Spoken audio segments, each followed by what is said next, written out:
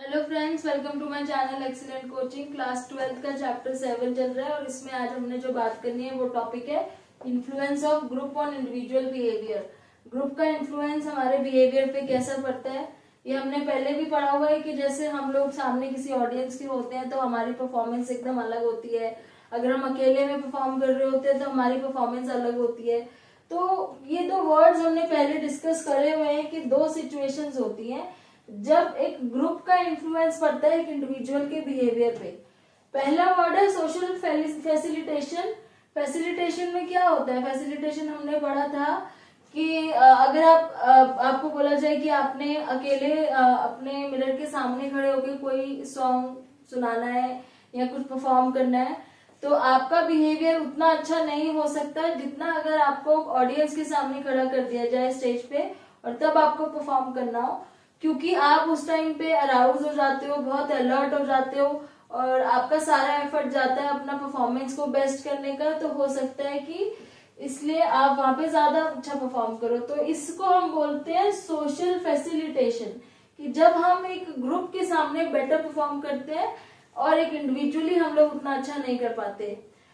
लेकिन अगर हम किसी ग्रुप के साथ परफॉर्म कर रहे हैं तो उसमें हम लोग जनरली क्या करते हैं, इतना एफर्ट नहीं लगाते, क्योंकि उसमें हमें ये पता होता है कि पूरा ग्रुप का परफॉर्मेंस देखा जा रहा है, उसमें इंडिविजुअली हमें नहीं देख रहे हैं।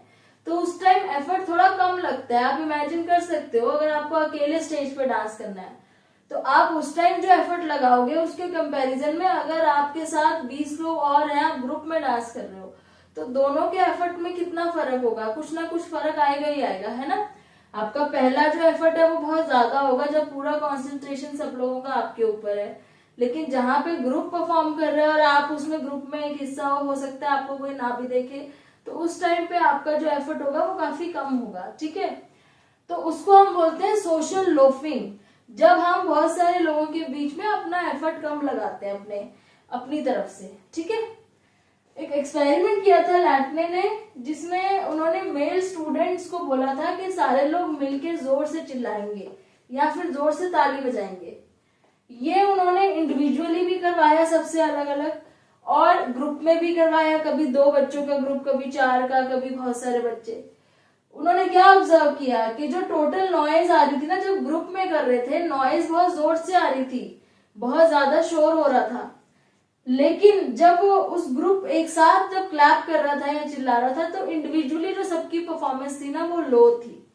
वो तो एक साथ मिलके जब कर रहे थे तो आवाज ज्यादा आ रही थी, लेकिन उस टाइम पे जो अलग अलग लोग कर रहे थे ना इंडिविजुअली, वो थोड़ा सा कम एफर्ट लगा रहे थे। वही अगर जब उन्होंने इंडिविजुअल से कराया अकेले अकेले तो वो काफी जोर से चिल्ला रहे थे और ग्रुप में वो बहुत आराम से चिल्ला रहे थे, लेकिन फिर भी आवाज काफी ज्यादा आ रही थी।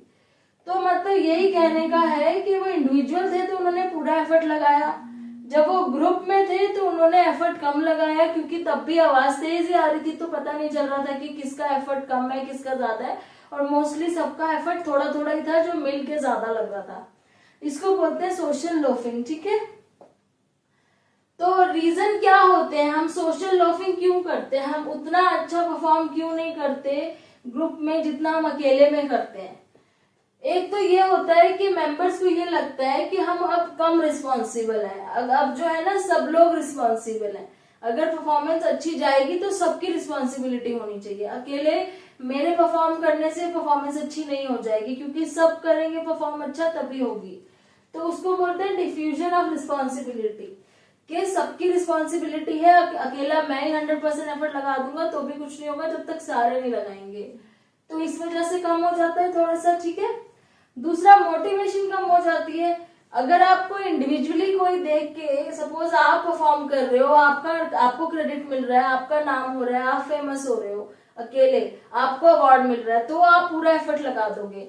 लेकिन अगर आप ग्रुप में होगे, आपका कहीं पे वहां नाम पता भी नहीं चलेगा, आपके ग्रुप का नाम लिया जाएगा, इंडिविजुअली शायद आपको नाम मिले कुछ, तो वहां पे क्या है, मोटिवेशन इतनी ज्यादा नहीं होगी जितना इंडिविजुअल होती है। ठीक है, no one to compare to, किसी से कंपैरिजन नहीं हो रहा है आपका, अकेले में आपका कंपैरिजन हो रहा है, लेकिन एज अ ग्रुप आपका आपस में ग्रुप मेंबर से किसी से कंपैरिजन नहीं हो रहा है, किसी ग्रुप से कंपैरिजन नहीं हो रहा है, तो वहां पे अगेन वो कॉम्पिटिटिव स्पिरिट नहीं आती है इतनी ज्यादा।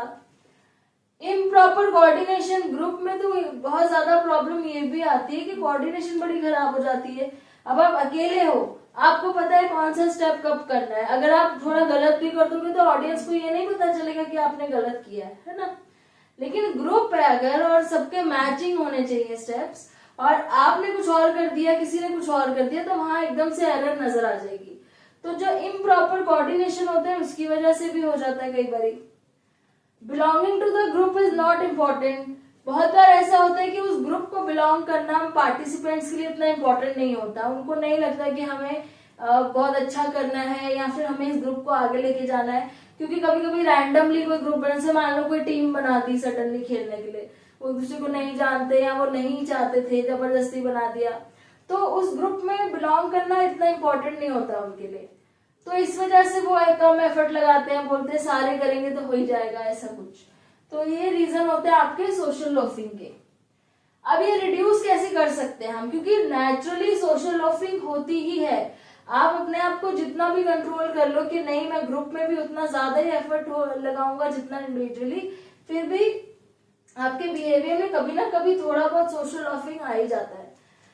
अब रिड्यूस कैसे कर सकते हो इस चीज को, जैसे आप आइडेंटिफाई करो इंडिविजुअल एफर्ट, सबको बोलो कि आपका आपका आपका सबका एफर्ट बहुत जरूरी है, सबके अलग अलग एफर्ट को आइडेंटिफाई करो कि आपका एफर्ट यहाँ पे बहुत जरूरी है, आपका एफर्ट यहाँ पे बहुत जरूरी है।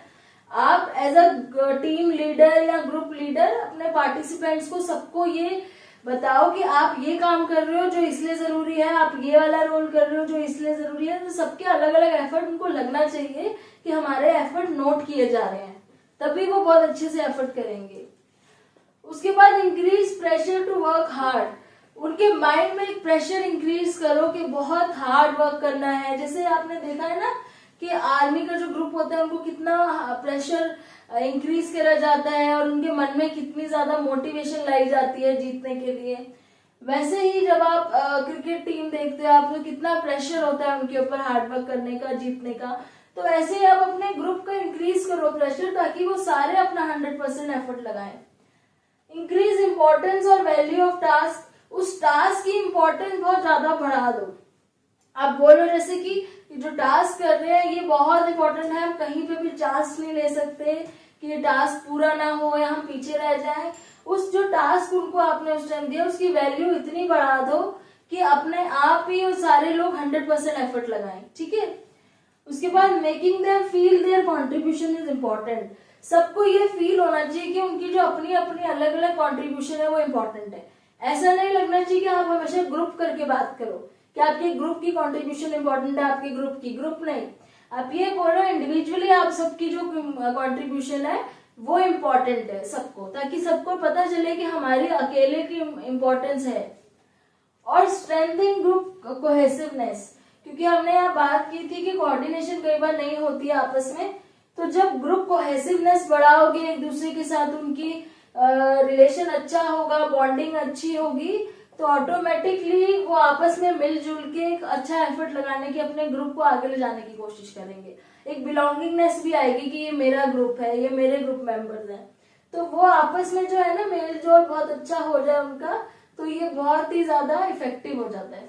तो ये होता है आपका सोशल लोफिंग। और दूसरी सिचुएशन थी सोशल फैसिलिटेशन, जो हम पहले भी पढ़ चुके हैं, तो इसके आगे नेक्स्ट वीडियो में करेंगे। Thanks for watching.